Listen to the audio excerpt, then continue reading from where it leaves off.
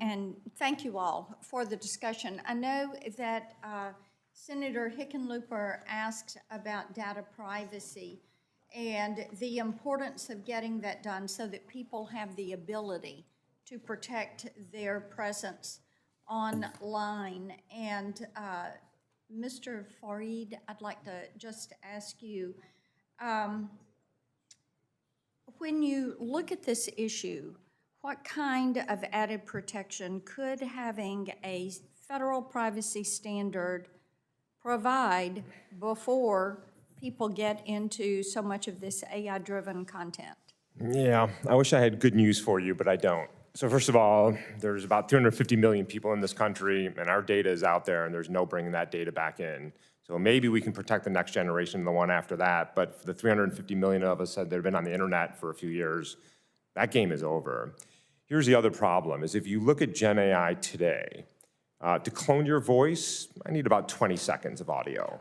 That is not hours of data that are being mopped up. It's 20 seconds, and soon it will be 10 seconds, and soon after that will be 5, which means somebody can be sitting next to you in a cafe and record your voice, and they have it. Yeah. To put you into a deepfake imagery, one image.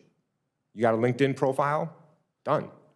Right? So how do you protect somebody when it's not about vacuuming up tons and tons of data? Don't get me wrong. It should be criminal that we don't have a data privacy law in this country, but I don't think it would have given us those protections. It would have helped years ago. We've tried for 12 years to get this done, and big tech has fought it. So yes, they have. It is truly frustrating. Mr. Brookman, with Consumer Reports, you all have quite a reputation with consumers coming to you for information. So talk just a little bit on how you educate people. Yeah, so we have a lot of tools. We have a tool called Security Planner that we try to we franchise out to folks. We try to make a lot of our guidance available in Spanish language as well, to make folks just aware, like, what are the basics, what are you worried about? What is your threat model? Are you worried about an ex-boyfriend? Are you worried about a scammer? And we try to walk them through, like, what they should do. Look for the warning signs, false urgency, right? Like, we need the money right now. Anyone asking being paid through dodgy means, like, if your boss is asking for like $500 of gift cards from CVS, that's probably not actually a legitimate thing. We try to, and so we try to give practical guidance. Again, we can't make it too overwhelming for folks. Like, this can't be a full-time job for folks. So we try to give people the basic information that they have and they need to get through their day. Basic cybersecurity practices, having different passwords, because if you do get hacked on one site, you can use a different passphrase on another site. One thing that could potentially help for some of these grandparents scam attacks is having a family safe word. So it's only an accident if you say rutabaga or whatever your family safe word happens to be. Again, this does put a lot of onus on individuals, but unfortunately that's the world that we live in, and so we all have an obligation to be a little bit more savvy. Yes, and I know some of the senior specific organizations are beginning to do education because so many people are now using at-home health and other conveniences that much of their data is being transmitted, and sensitive data, things that are HIPAA protected. So Mr. Fareed, I want to come back to you on, as you're looking at this, and we say 5 years from now, 10 years from now, because we look at the fact that, as I just said, privacy, we've never gotten that federal standard. So people have treasure troves of information is out there. So when you look at advancements and changes in AI, 5 years down the road, what do you expect? 10 years down the road, what do you expect? Everything's going to get worse.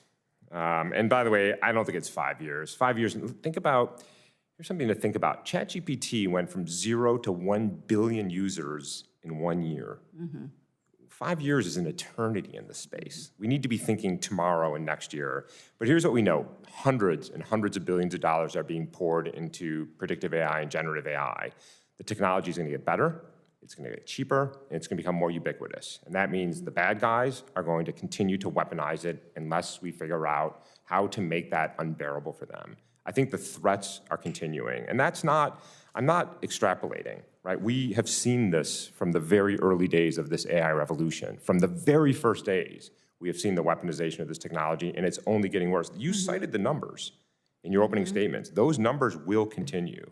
The threats will continue. Okay, then you talk about making it a heavy price to bear. So that means penalties and enforcements and involves law enforcement. So Mr. Ibrahim, when we look at this as a global issue, what do you see as cooperation with some of our allies that are there? I know many times when we're at the EU working on privacy, data security, things of that nature, they talk about our hesitancy to put these regulations in place. So what kind of international cooperation do we need? Thank you, Senator. Indeed, I do believe that working across like-minded countries to establish, at the very least, best practices that we can all agree on, encourage private industry and technology and consumers, to the extent they're following that, to all align on. We can educate together. We can work to establish, at the very least, a framework in which transparent information might be marked differently, elevated, because as Dr. Fareed and my colleagues here on the panel noted, we're not going to be able to stop every bad actor. That's just not going to happen. You have open source models that are ungovernable, that are forked and are used by bad actors to do whatever that they please. But what we can do is we can empower those that want to be transparent. And that can change the dynamics of the digital content we see and hear online. We can, social media companies, for example, can algorithmically design things. So at the very least, you're seeing transparent things without suppressing anything else. So aligning with our partners, I think the G7, the G20 are great places to start on, at the very least, best practices, even if we don't agree on full regulations, for example, like the EU's AI Act. That might go too far for the American audience, but there are areas of overlap.